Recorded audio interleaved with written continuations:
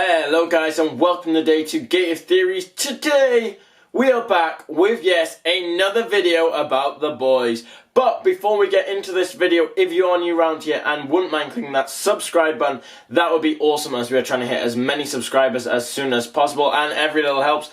And if you're awesome and have already subscribed like that, make sure you also have that bell button clicked, then you'll never miss a new video. Well, you'll never miss the opportunity to see a new video, so, you know, you're going to want to click it. But without further ado, let's get straight on with the video.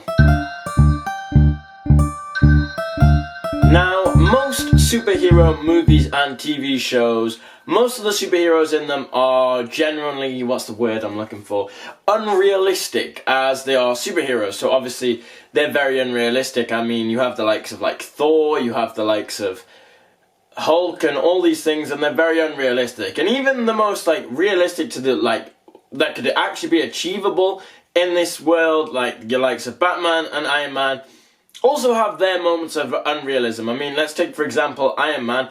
In the Avengers movie, when Tony Stark falls out of Stark Industries tower, and then the Iron Man suit comes diving down and catches him. When it catches him, he would have unfortunately died on impact and would be like a liquid, the amount of G-force he would have felt as the suit caught him and instantly stopped him in midair and then threw him back up.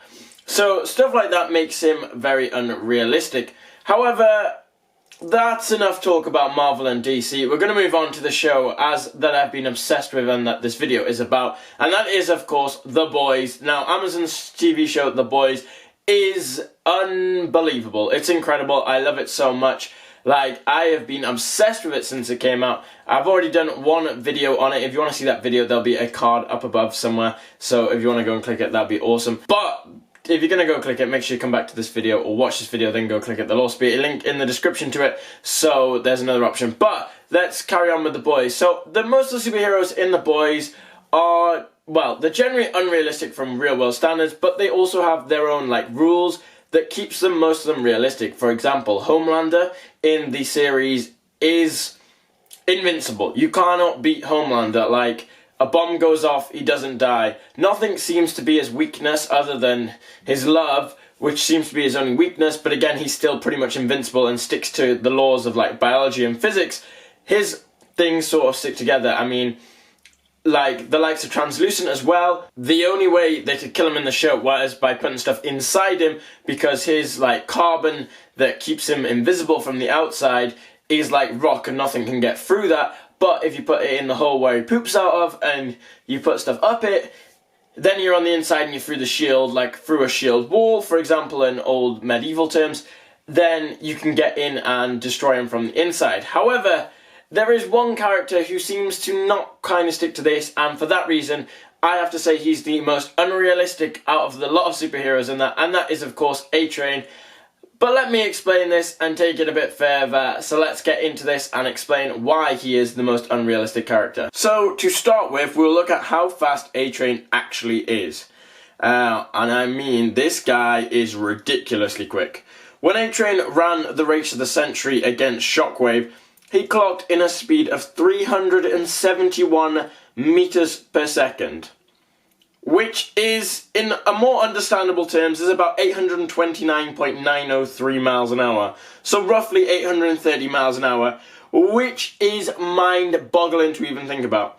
For reference, in the F1 this year, the top speed recorded was 215.18084 miles an hour. So, you know, A-Train's doing like 4 times as fast as that. To keep on with these references, a Bugatti Chiron, the new version of the Bugatti Veyron, the faster one, is limited to a top speed of 261 miles an hour.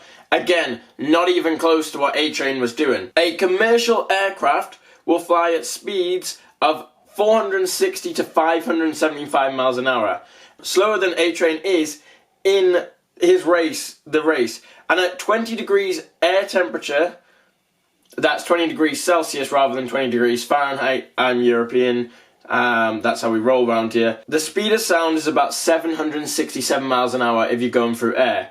So A-Train ran faster than the speed of sound. So A-Train is fast, we can understand that, like ridiculously fast.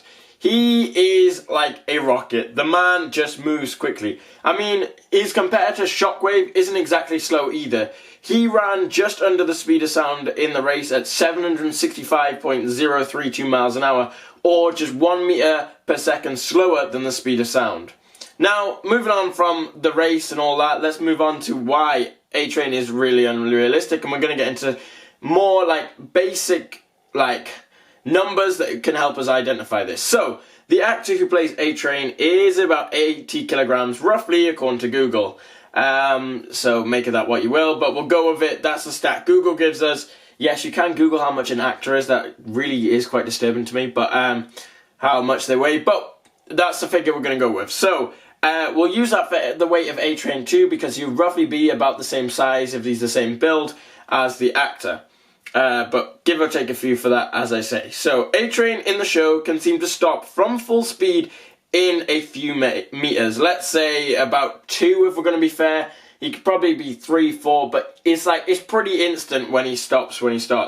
Now let's work out how much force is actually needed for him to stop. Using like a simple equation, and we put the numbers in, 0.5 times 80 kilograms times 371 squared, we get about 5,505,640 joules. And then if we divide that by the meter stopping distance, which is about 2 meters, we get a total of 2,752,820 newtons worth of force is needed for him just to stop.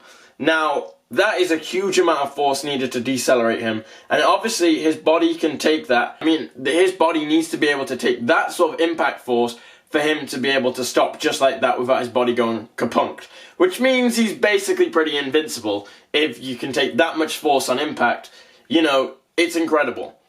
However, in the show, the character known as the Female, or the Female of the Species if you read the comics, hits A-Train with the steel crowbar at a velocity of around 6 meters per second.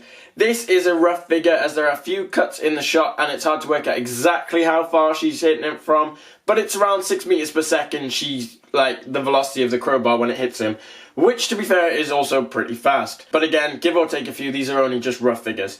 The actress who plays the Female in the show is around 50 kilograms, so again, we'll give or take a few. That's according to Google. Again, you know, Google can be reliant or not, but we'll say she's around 50 kilograms. And again, we're going to use that as the character's weight for our equation. And just for reference, a steel crowbar is about 0.6 kilograms in weight. They are pretty light things, but pretty deadly at the same time when you add a bit more force to it. So using that equation again, but in 0.5 times 50.6 times 6 to the power of 2, you get about 910 joules.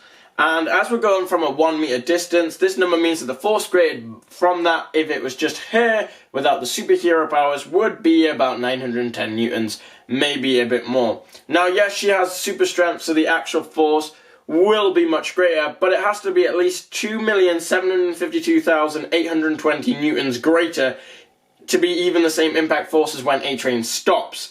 And when he stops, he doesn't break any bones, so the force would need to be greater as she breaks his leg.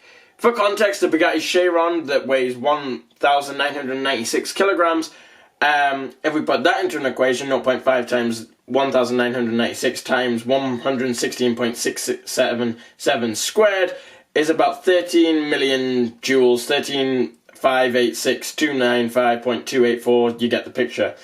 If you then divide that by the newtons, it would take a Bugatti Chiron from hitting like the force impact of A-Train, it would take about 5 meters for that to come from stop from full speed. That thing is incredible. So if a Bugatti Chiron with only 5 meters at top speed broke to nothing from in A-Train and he still wouldn't break a bone, I just feel the fact that the Female managed to break his leg but can't beat Black Noir, especially when she's pulling his head at the same sort of speed, if not faster, and the same sort of power, means that A-Train's powers seem really messed up. It seems like the writers thought less about the realism with his biology and physics and more about the, plot points. Like, he's invincible till the plot needs him to not be. Like, with Translucent's death, it was plausible. He was invincible until they shoved stuff inside him, and obviously once you broke through a shield, there's nothing to protect him in the inside, he blows up and dies. But A-Train, with his leg break, shouldn't have really happened. He got hit by a crowbar, by the Female who is, yes, incredibly strong, but this guy is invincible as well. He's got all these strengths. He manages to stop like instantly. His body should be able to take it, especially in the legs, where he takes most of the impact force when he decelerates anyway. However, it did make quite good plot moves and did manage to show us the real power of Compound V, like the way he can recover his broken leg in just one day.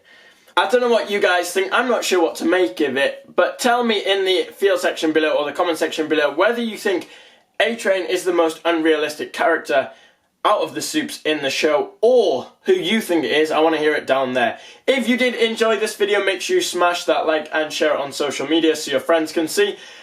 Tell me also in the field section or comment section below what you think of The Boys. I think it is fantastic. I can't wait till season 2. I mean, I really wish they hadn't released all the episodes all at once, because I feel like I'm just going to have to keep binge watching them. Yes, there's loads of great shows on Amazon, but The Boys has smashed it out of the park for me. One of my favourite shows at the minute. Wow, I am so hyped for the second season. I'm so hyped to be doing that. So yeah, put that all down below. If you are new here and wouldn't mind clicking subscribe, like I said at the start, that'd be awesome, as we are trying to hit 10,000 subscribers as soon as possible, and every little helps. And if you're already subscribed and you are like a legend who's already subscribed, make sure you have that bell button clicked, then you'll never miss a new video. As always, we've been here on Gate of Theories. Thank you so much for watching. We'll see you on Tuesday with another video. Videos for the next 2 weeks may be shorter than normal. We have been recently doing so many 10-minute videos in a row. Not sure how long this video is going to be. Probably could be close to 10 minutes, maybe not. I don't know, but we're doing loads of like longer videos recently. But for the next few weeks, it's not going to be as easy to do longer videos. So there may be a few short ones thrown in there, maybe a then and now, maybe that. But we are keeping up with the videos, guys. So there will be videos every Tuesday and Friday as always. And we'll see you on Tuesday with the next video. So see you then, guys. So anyway, have a good rest of the day, evening, whatever you're doing, and enjoy yourself, and we'll see you soon with another video. Thank you guys for watching.